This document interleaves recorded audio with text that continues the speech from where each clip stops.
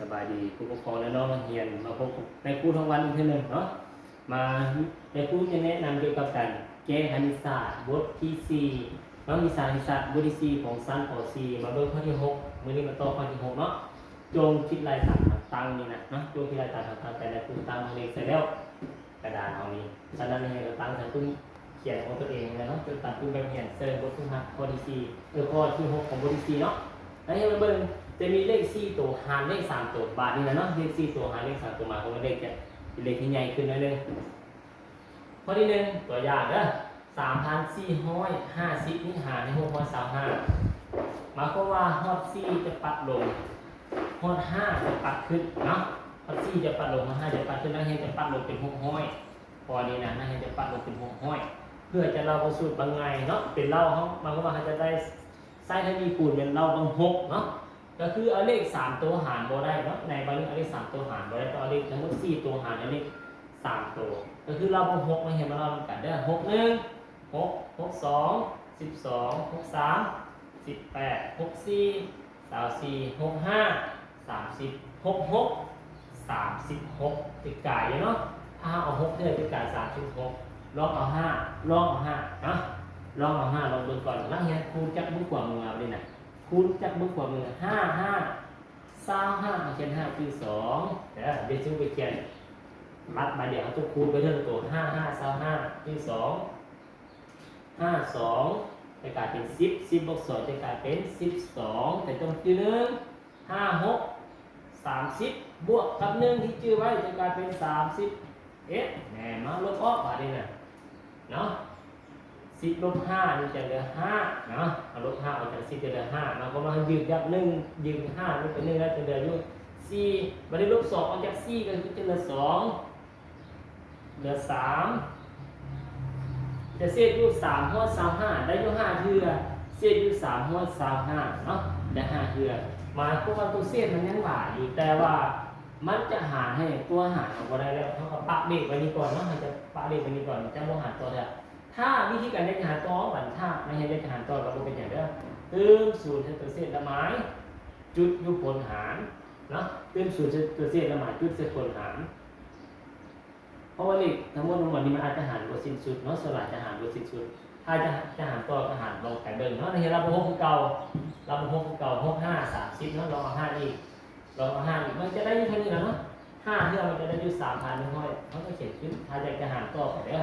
อันนี้วิธีนี้ในผู้ลองหารนี่หารต่อลองเบิ่งเอามันจะได้เท่าไหร่ลบ5ออกจาก10ไปคือเหลือ5เนาะเหลือ4นี่นะ4ลบ2ก็คือเหลือ2เนาะได้อยู่ 5.5 แต่ตัวเศษมันก็ยังมีอีกเนาะตัวเศษมันยังมีอีก125โอเคปะไว้สักนิดก่อนก็ได้มาเบิ่งข้อที่2เนาะ291มาก็ว่า91ฮอด5แล้วปัดขึ้นฮอด4จะได้ปัดลงมันบ่เห็นเนาะฮอด5นี่จะได้ปัดขึ้นฮอด4จะได้ปัดลงพอปัดลงจะกลายเป็น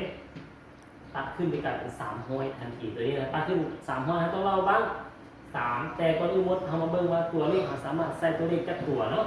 มาใส่ตัวเลขหมดนี้จะแม่นตัวเลขอยู่4ตัวก็คือใช้ตัวตั้งหาร4ตัวเนาะเราต้อง3ได้ถ้าเห็นแล้วบ่ให้กาย3นี่มาเล่าเบิ่ง3 1 3 3 2 6 3 3 9 3 4 12 35 15 36 18 37 21 38 24 8ในกายเนาะ8ในกายลองเอา7นะเห็นลองเอา7ใส่เบิ่งเนาะแล้วเห็นสามารถเอา2แค่ก่อนก็ได้ถ้ามันผิดหรือจังได๋เราก็ต้องได้ลึกออกเนาะเพื่อจะแก้ในการง่ายได้ให้เบิ่งตามขั้นตอนของครูพาเฮ็ดเด้อเราก็แก้ตามนี้แหละคูณไปแล้วเนี่ยต้องคูณจ้ามือขวามือเข้ามา7นึง7เขาออกมาเลขทั้งหมดนี่4ตัวต้องใส่ชื่อตัวตั้งหารตัวที่4ไปเลยเนาะ7นึง7 7 9 63ไม่เห็นไปเขียน3ชื่อ6 7 2 14มันใส่6อ่ะพอดีเป็น20เนาะเห็นพอดีเป็น20แล้วก็อะไรดีเด้อลบออกมาเบิ่ง10ลบออก7นี่นะจะเหลือ3แล้วบวก2จะกลายเป็น5เมื่อกี้เขายืมออกไป1แล้วจะกลายเป็น4เนาะ4ลบ3จะเหลือ1เห็นบ่ดังนั้นจะได้7เทื่อเศษอยู่315เนาะ7เทื่อนี่เศษ315 7เทื่อแล้วนะแต่ถ้าอยากจะหาตัวขึ้นได้ที่ครูว่าเมื่อกี้นี่แหละเ ติมศูนย์เสร็จแล้วหมายจุดหารก็ได้เลยเห็นว่าหารไปเลยแล้วเราทั้งสามนี่เราบอกให้เพราะเมื่อกี้เราปัดขึ้นเป็น300อยู่แล้วเราทั้ง3 15 16 18 37 21 38 34 39 37เนาะได้อยู่9เทื่อเพิ่นเนาะเห็นเนาะลองเอา9เทื่อ9คูณกับอย่างก่อนนักเรียนจะฟ้าไปเขียนเด็กแบบนี้เนาะ91 91คือ8 92 18มารวมกับ8จะกลายเป็น36แล้วมาลบออกแบบนี้นะ10อันนี้เป็น10เนาะลบ9ออกจาก10ก็จะเหลือ1อันนี้ยืมไปแล้วจะเหลืออยู่4ลบ1เหลือ3อันนี้ยืมอีก10ลบ6จะกลายเป็น4เนาะ4บวก1ทั้งจะกลายเป็น5เศษอยู่531เนาะได้อยู่7.9แต่เศษอยู่531นักเรียนจะหารโดยที่ตื้มจุดก็ได้นักเรียนจะหารโดยที่บ่ตื้มจุดก็บ่เป็นอย่างเด้อเดี๋ยวครู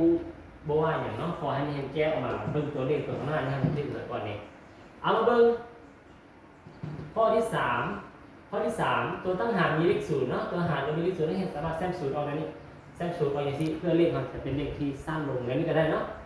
หมายความว่า38ให้เป็นปัดขึ้นให้กลายเป็น40เนาะ38ปัดขึ้นให้เป็น40เพราะว่ามันกลาย5แล้วเราเป็น4บ่ให้กลาย16เนาะ4เลยนะเห็นเนาะ4จะกลายเป็น16 45จะกลายเป็น20มันจะกลายเนาะลองเอา4ลองคูณมานี่แหละ4 8 32เขียน2จะต้องชื่อ3เนาะ4 32แล้วบวกกับ3ที่ชื่อเป็น15ลบออกมานี่นะ0นี่บ่ได้เนาะเอาแทรกออกแล้วลบออกเลยแสดงว่าได้อยู่4เศษ3นะเห็นตั้งไว้ตรงนี้เลยก็ได้เนาะบ่จะเป็นจะหารต่อได้บ่หารต่อก็ได้บ่หารต่อก็ได้นะแต่ครูก็ให้ทึกอยู่เนาะตอนนี้นะได้อยู่4เศษ3บาทนี้เหลือข้อที่4อันนี้เป็นตัวอย่างเนาะนักเรียนจดตามตัวอย่างนะครูไปเด้อให้นักเรียนจดตามพื้นแบบเรียนนะแล้วมาเบิ่งตามวิธีการแก้ของครูโจทย์เข้าไปใส่พื้นเขียนเนาะอันนี้เนาะเป็นตัวอย่างภาษาข้อเป็นตัวอย่างในจดมันกันเว้ยแล้วมาเบิ่งข้อที่4ข้อที่5ข้อที่6แต่ครูจะฝากให้นักเรียนไปเปลี่ยนคนแก้เนาะครูปกครองให้เรียนแนะนำลูกหลานพาแก้ยืนยันได้มาเบิ่งข้อที่3กับข้อที่4เนาะข้อที่4นักเรียนจะหารจังได๋นักเรียนเอาเบิดเลขทั้งเบิด4ตัวนี้เด้อหารเด้อหมายความว่า3 0 2เขาจะปรับลงประมาณเป็น300จังซี่นักเรียนก็เราต้อง3เลยเนาะเรา3เด้อ3 3 2 6 3 3 9 3 4 12 35 15โอเคนักเรียนเอา5เทื่อใส่นี้เนาะนักเรียนเอา5เทื่อใส่นี้แล้วก็คูณไปจับกวาดลงมาหาซ้ายคูณออกมาแล้วก็หมายลบเนาะข้อที่5คือการนักเรียนก็มาเบิ่งกันจะใช้เลขทั้งหมดนี้แม่นตัวต้องหารเลขแม่น4ตัวเนาะเพื่อจะหาเลข3ตัวที่จะได้นักเรียนเบิ่ง5 6 11อันนี้มันไก่5แล้วนักเรียนก็ปัดขึ้นว่าเป็นประมาณเนาะเลขเขาแม่นประมาณ600นักเรียนก็เราเบิ่ง6 7 42นี่เนาะ6 7 42นักเรียนได้7เทื่อเลยนะ7เทื่อนักเรียนก็คูณออกมาแล้วก็ลบออกไปเลยอันนี้ครูแนะนำให้เกิดจะแล้วเนาะอันนี้เหลือข้อ4ข้อ5ข้อ6ให้เห็นตัวต่อแล้วนักเรียนเป็นคนแก้อยู่บ้านถ้าบ่เข้าใจถามแล้วครูตื่นเนาะเข้าใจบ๊ายบาย